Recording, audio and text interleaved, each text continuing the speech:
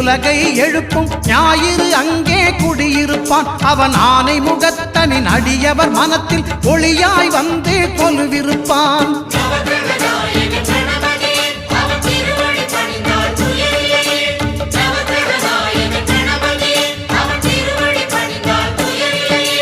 ஒன்பது கோளும் ஒன்றாய் காண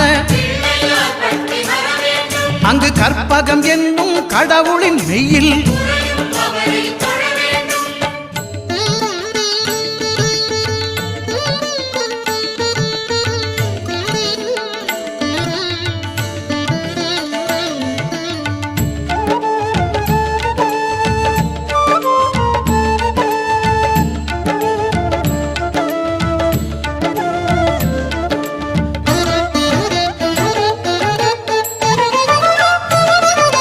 திங்கள் பகவான் திருமுகம் காண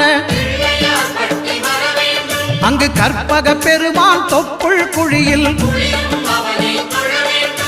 திங்கள் பகவான் திருமுகம் காண